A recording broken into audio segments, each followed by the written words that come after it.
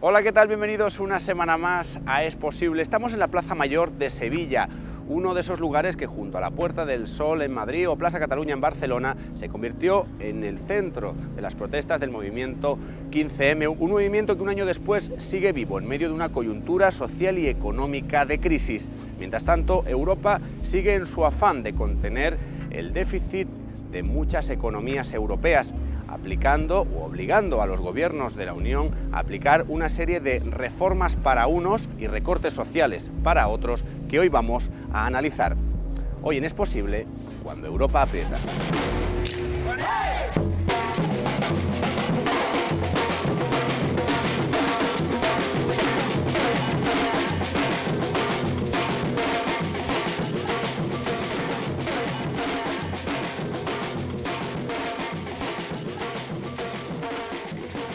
Seguimos protestando por lo mismo y por mucho más, creo. Porque si la cosa estaba grave hace un año, pues ahora está aún peor.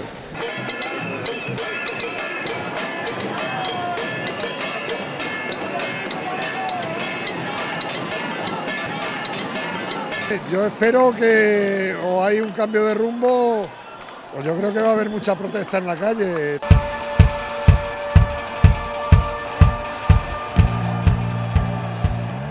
Entre esta imagen y esta otra, apenas ha pasado un año en el que el número de parados ha seguido en aumento, en el que la crisis económica ha seguido su impasible empeoramiento, un año en el que ha habido muchos cambios políticos. A nivel ejecutivo, numerosos municipios, comunidades autónomas y sobre todo el gobierno de la nación han cambiado de color político. Y a nivel legislativo también ha habido cambios. Una reforma de la Constitución, una reforma laboral y varios decretos ley. Resultado, manifestaciones, concentraciones y hasta una huelga general que han puesto de manifiesto el descontento que para amplios sectores de la población existe.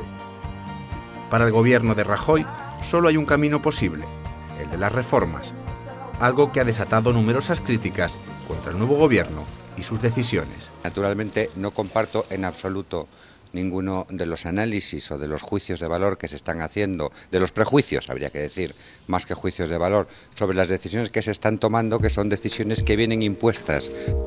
Decisiones impuestas por Europa. El Pacto de Estabilidad Fiscal obliga a los estados de la zona euro a evitar generar un déficit presupuestario excesivo. En el caso de España, la Comisión Europea ha establecido un 5,8% para este año y un 3% para 2013. Para la portavoz de la Comisión Europea, Pia Ahrenkeil, el gobierno español cuenta con el respaldo comunitario para continuar con los ajustes necesarios para cumplir con ese objetivo. Unos ajustes que el gobierno y las comunidades autónomas deberán llevar a cabo a través de una serie de reformas, traducidas muchas veces en recortes sociales, que para muchos no hacen más que estrangular el estado del bienestar.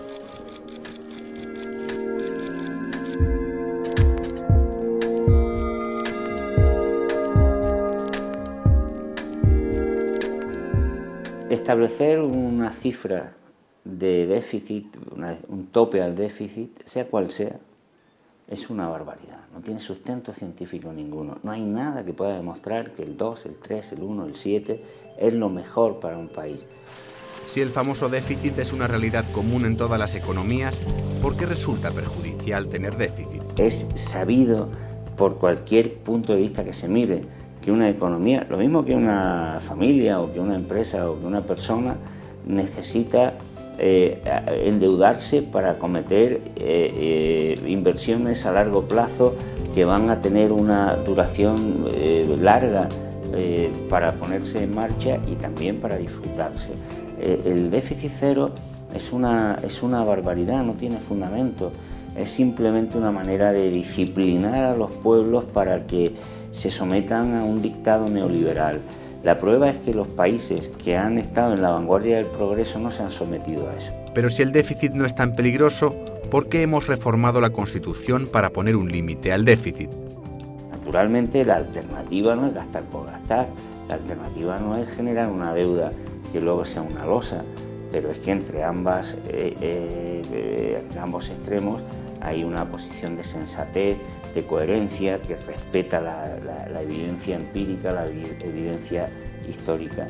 las autoridades europeas que han impuesto y las españolas que impusieron el límite constitucional a la deuda han cometido un error histórico basándose simplemente en creencias ideológicas y en imposiciones políticas que van a hacer un daño histórico muy considerable a la economía española.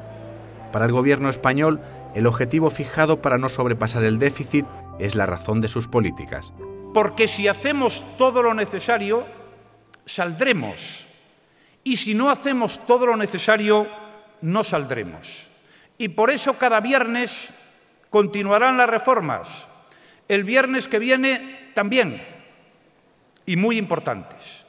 Si en España la mayoría de las competencias están transferidas a las comunidades autónomas, ¿qué valor tienen los decretos ley aprobados por el Gobierno central? Aunque haya competencias transferidas a las comunidades autónomas, el Estado tiene títulos competenciales que le llevan, por ejemplo, a tener la responsabilidad de la Dirección General de la Economía, 149.1.13, o a establecer normas generales en lo que hace referencia a la función pública y a la prestación de determinados servicios por parte de los funcionarios públicos.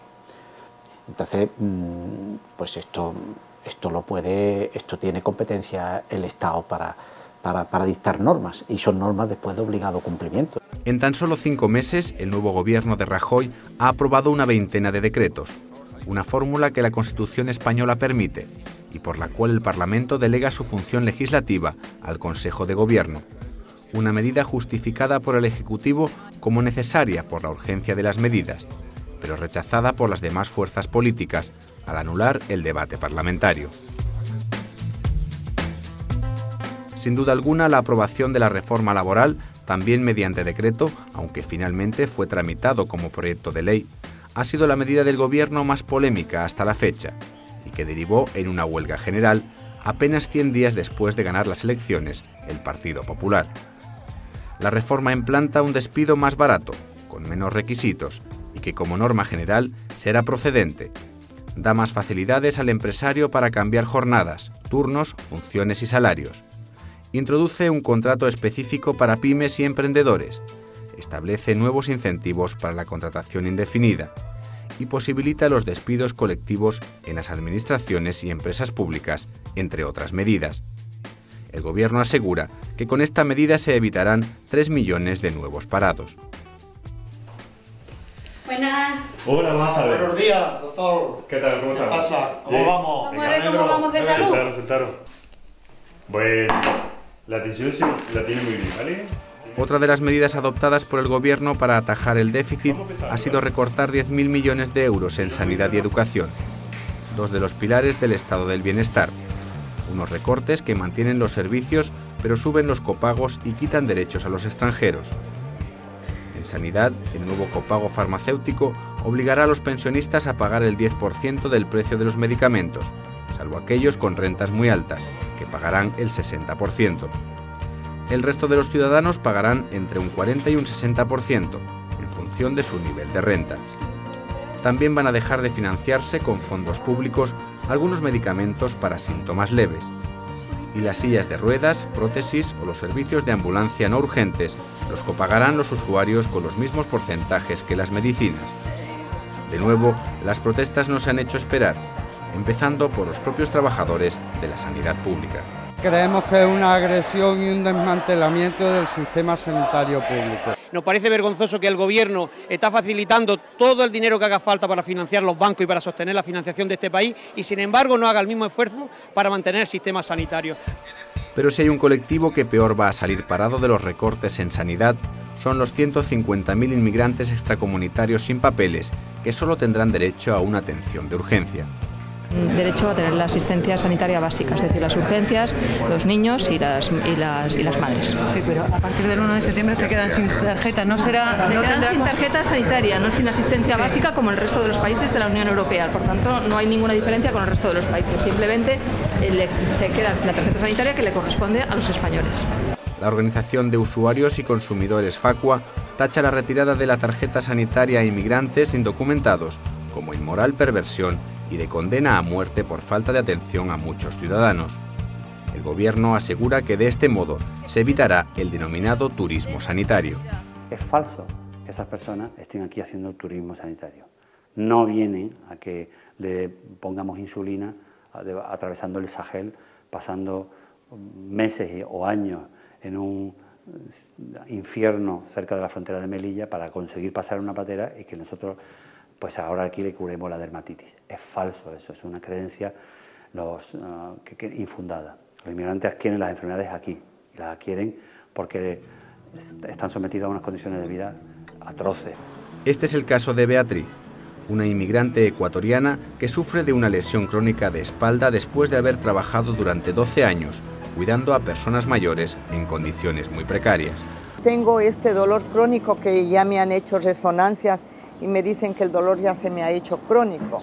Claro, porque eso de coger las personas del sillón a la cama, de la cama al sillón y todo eso, pues me ha afectado mucho la columna. Beatriz tiene la fortuna de haber logrado la residencia española, pero a sus 63 años y sin trabajar desde hace 3, sus ingresos apenas le dan para pagar las medicinas que su tratamiento exige de por vida. Ella, al igual que muchas personas sin recursos, se acerca cada semana a esta consulta que la ONG Médicos del Mundo ofrece para asesorar y dar apoyo económico mediante una serie de descuentos en el precio de las recetas, gracias a un acuerdo suscrito con la Consejería de Salud de la Junta de Andalucía. Médicos del Mundo y otras ONGs que trabajan a diario con inmigrantes ya han mostrado su repulsa ante el nuevo decreto que impedirá la consulta médica y los tratamientos habituales para aquellas personas en situación irregular. Personas con un tratamiento de VIH que se pueden quedar sin él y desarrollar un SIDA, lo cual sería un escándalo en la Europa del siglo XXI.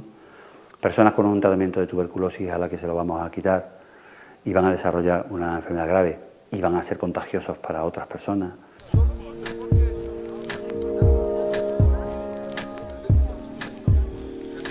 Hadim lleva 7 años en España. Este vendedor ambulante es el vicepresidente de la Asociación de Sin Papeles de Sevilla, la primera de estas características en ser reconocida oficialmente. Paradójicamente, la asociación que fundó sí tiene los papeles en regla, mientras que él se encuentra en situación irregular. Ganando apenas 8 euros al día, ahora Hadim está aterrado con la idea de sufrir algún problema de salud. Un día yo vine aquí al mercadillo, yo cansas, yo sentí que yo no soy normal, yo cansas, yo caído al suelo. Bueno, la ambulancia me ha llevado al hospital. La hospital me ha informado, me ha dado pastillas, me ha dado muchas cosas para mí. Pero ahora yo tengo miedo de si una persona tiene enferma, ahí el médico, si no tiene papeles, ¿qué vamos? Hadim recibe la visita de Alou Diallo, senegalés como él y miembro de la asociación Otra África, una organización extendida por toda España para dar apoyo a los inmigrantes africanos. Estamos consultando los catedráticos en Derecho a ver lo que podemos hacer. Podemos llegar hasta quejarnos delante del Tribunal Supremo, porque nos parece que es una falta de derechos humanos, es discriminatoria. Se está llegando a puntos que en su filosofía no encajan con lo que es la filosofía con la que se hizo la Constitución. Es decir, el derecho a la salud, tal como se concibió en la Constitución, como ha sido desarrollado normativamente, no es un derecho que se considera como un derecho universal, que se tenía por el hecho de ser ciudadano o habitante en el territorio. Ahora, es pasar de ese derecho universal a que lo tienen quienes están asegurados, eso es cambiar la filosofía. Los reingresos hospitalarios van a ser frecuentes, van a llegar por urgencias porque no le hemos dejado otra puerta, pero por ahí entrarán y el coste de atención sanitaria va a ser mucho más caro que el coste en un centro de salud, donde es muchísimo más barato. Van a llegar en situación clínica mucho más deteriorada, con lo cual la intervención sanitaria va a ser costosísima. Vamos a tener que utilizar fármacos más caros, pruebas diagnósticas más costosas, estancias hospitalarias más prolongadas. Es decir, esto no va a ahorrar dinero. Que cuenta con los inmigrantes para solucionar la crisis, pero no rechazar a los inmigrantes y dar culpabilidad de su crisis a los inmigrantes. No somos culpa de su crisis, somos víctimas de su crisis y queremos participar a solucionar esa crisis. Es lo que queremos. Los recortes en educación que se ponen en marcha a partir del curso 2012-2013 afectarán tanto a la escuela pública como a la concertada. En la enseñanza primaria y secundaria se amplía la ratio de alumnos por profesor y se aumentan las horas lectivas para los docentes, al restringirse el número de profesores interinos. Una medida que el ministro Wert considera como inevitable, debido en parte a la herencia del anterior Ejecutivo. He dicho y reitero que entiendo que estamos pidiendo a los profesores en todas las etapas de la enseñanza un sacrificio y que les tenemos que pedir un sacrificio, que tenemos que, lo que ustedes llaman atravesar líneas rojas, en este caso pidiéndoles sacrificio, gracias a los espantosos números rojos que ustedes nos han dejado. Desde la Plataforma de Defensa de la Enseñanza Pública, una organización integrada por sindicatos, profesores y asociaciones de padres de alumnos, se trata de una medida dura e injusta. En la plataforma hay dos líneas rojas principales en educación. Una, aquellas medidas que signifiquen que puedan incidir en la calidad de la enseñanza del alumnado, que nos parece más importante, y que estamos convencidos que lo que van a hacer es incrementar el índice de fracaso escolar y de abandono que tiene el sistema educativo andaluz, y otra que también es calidad de enseñanza, pero que quizás muchos no lo vean así, pero sí quiero separarla, que es aquellas medidas que afectan a los trabajadores del sistema educativo, ¿no? Diversas concentraciones de profesores, padres y alumnos a la entrada de los centros públicos han tenido lugar en las últimas semanas, en señal de protesta ante estas medidas. Y si realmente nos recortan, como dicen que van a recortar, van a ampliar también la ratio, nos veremos con muchas dificultades para trabajar en el futuro. No solo se trata de las 2 horas que nos han aumentado la ratio, eso va a suponer que miles de profesores interinos vayan a la calle y la merma de nuestro sistema educativo. En este instituto granadino ya han hecho los cálculos de cómo afectaría la medida. Supone una pérdida de 14 profesores en este centro. Si además de eso se consuma la pérdida de la reducción conseguida vía negociación sindical de las 2 horas que tenían las personas mayores de 55 años, supondría 4 profesores más, con lo cual del curso pasado a este, un instituto con más de 1.700 alumnos como es el nuestro, perdería del orden de 18 profesores. Obviamente ese profesorado no va a estar, evidentemente, en apoyo, desdoblando en aquellos cursos más problemáticos y haciendo una labor de compensación de las desigualdades que hay. Eso lo perderíamos y eso evidentemente supone para nosotros un golpe muy duro. Las nuevas medidas aprobadas por el Gobierno también afectarán a la universidad pública. Será mucho más caro estudiar en ellas. El nuevo decreto permitirá a las comunidades subir las tasas universitarias hasta un 66%. Es decir, si de media cada alumno paga 950 euros de los 6.000 que cuesta un curso, ahora deberá pagar 540 euros más, según la estimación del propio Ministerio de Educación. Una diferencia que en principio no se produciría en las primeras matrículas. Donde no es así es en las segundas y terceras matrículas, puesto que cambia enormemente, y ni tampoco en los máster. También cambia el concepto del precio público que tenían los máster hasta ahora y los que van a tener si se aplica el Real Decreto. Aunque cogiésemos la horquilla más pequeña, la subida en el máster es tremenda.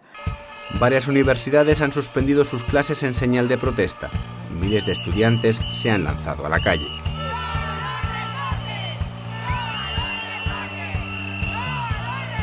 Hay mucha gente también que está estudiando fuera y que necesita becas para poder pagarse los estudios y no lo van a poder hacer. Nos pusieron como una especie de calculadora que te decía cuánto te va a costar y me parece que una asignatura que recupere, que hagas como cuarta vez, que creo que es lo máximo, eran 2.000 euros la matrícula.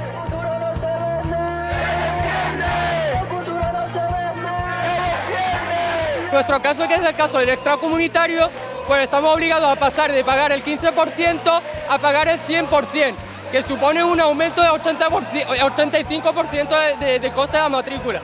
Mis padres no tienen dinero para pagarme la universidad. Yo voy a tener que trabajar, pero si la asistencia a las clases es obligatoria, no voy a poder trabajar y no me voy a poder pagar la universidad. ¿Qué vamos a hacer para paliar esa situación que puede darse? Pues establecer un sistema de préstamos es decir, un sistema que, utilizando fundamentalmente el ICO como herramienta, permita que aquellas familias o aquellos estudiantes en los que el nuevo importe de los precios públicos de las tasas suponga una dificultad mayor, puedan acogerse a estos sistemas de préstamos. No queremos volver a épocas anteriores en las cuales solo estudiaban los que podían económicamente y queremos defender lo que es de todos, la defensa de la educación pública.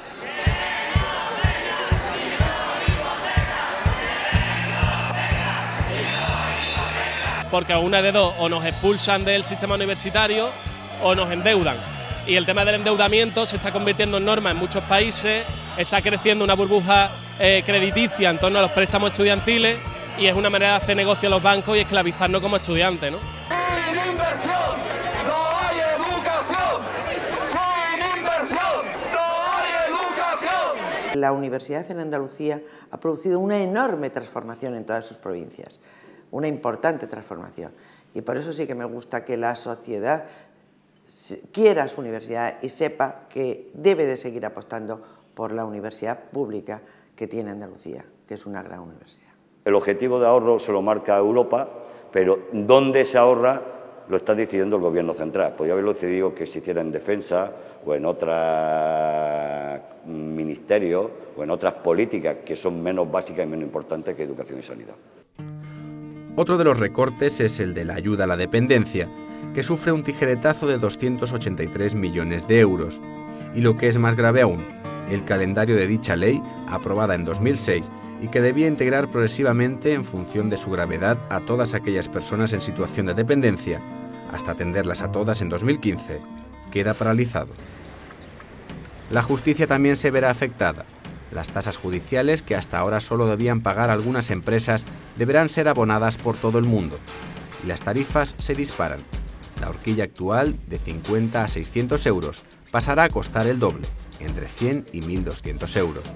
Si la elevación de tasas no va acompañada de una interpretación de lo que es la justicia gratuita, que permita que nadie se vea privado del ejercicio del derecho a la tutela judicial efectiva, pues evidentemente la elevación de tasas podría conculcar ese derecho. Es decir, esto formalmente es una elevación de las tasas, pero materialmente supone que se deja fuera del ejercicio del derecho a las personas que no tengan medio para pagar las tasas y que no esté previsto un mecanismo para que ellos tengan acceso a la justicia gratuita, ¿no?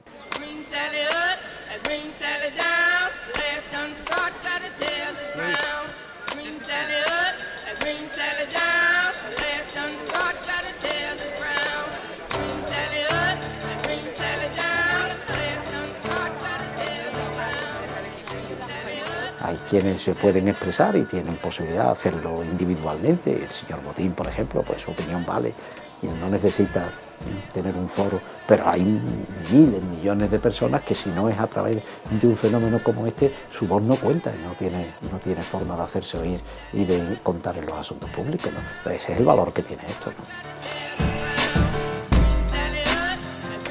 Ha pasado un año desde que el movimiento de indignados, llamado 15M, comenzara su andadura. Un movimiento anónimo que recoge las voces de muchos cientos de miles de ciudadanos, cansados de ver cómo las cosas no mejoran. Un movimiento difícil de situar, pero a la vez fácil de entender. Un movimiento que cumple su primer año y sin tiempo para celebraciones. Que sirva de aniversario, pero que sirva para que se vea que el movimiento sigue vivo. Y sobre todo, quitar ese miedo a la sociedad de que nos culpabilizan, de que nosotros somos los culpables y eso no es cierto. Un mensaje muy claro, no hay que tener miedo. La ciudadanía no entiende, porque no se puede entender, que el Banco Central Europeo pueda darle a la banca privada billones de euros, al 1%, y que no le pueda dar unos pocos miles de millones a los gobiernos. Y que sean los bancos, con un dinero que reciben al 1%, los que financian a los gobiernos al 5, el 6, el 7 o el 10. Es evidente que con eso lo único que se consigue es proporcionar un beneficio impresionante a la banca privada. Pero es un beneficio ilegítimo, inmoral y rechazable. Que la administración pública es para eso, para administrar lo público, y se está haciendo una cosa con nuestro dinero que creo que no es el camino. Que digan que los recortes hay que hacerlos porque hemos vivido por encima de nuestras posibilidades, porque no hay dinero, porque hemos gastado demasiado, es sencilla y llanamente una mentira. Hay que decírselo así a la ciudadanía. Es una mentira de los gobernantes, porque no es verdad. Tenemos que hacer recortes, porque queremos darle dinero a la banca privada. Y esa es la verdad de las cosas. Solo en este año 2012 están presupuestados 28.000 y pico millones de euros de intereses a la banca privada. Si en lugar de esa banca privada hubiera sido el Banco Central Europeo el que, comportándose como en Estados Unidos, en Japón, en el Reino Unido, como un banco central auténtico, hubiera financiado los problemas que tenía el Estado español como consecuencia de la crisis creada por la banca privada, no tendríamos que hacer recortes, tendríamos superávit. Porque nos están mintiendo, ¿vale? Porque no es verdad que hayamos vivido por encima de nuestras posibilidades, porque no es verdad que la culpa la tengan los funcionarios. Pero ellos forman una parte, ellos son un elemento de energía sin la cual pues a lo mejor no se producen las reflexiones que tienen que producirse ni las acciones que tienen que tomarse por parte de quienes pueden hacerlo, ¿no? Si ustedes conocen algún gobierno en la zona euro o fuera de la zona euro que en 3 meses haya tomado decisiones del calibre como las que se han adoptado en España, yo le agradecería que me lo dijeran, entre otras cosas, para intentar superarlo. Nos llaman indignados, pero al final lo que tenemos es muchísima ilusión. Las personas que dicen no se pueden cambiar las cosas están equivocadas, sí se pueden cambiar, pero para que cambien tienen que estar ellos también en la calle. El poder del pueblo está en tomar la calle, que desde arriba vean que no vamos a dejar pasar nada.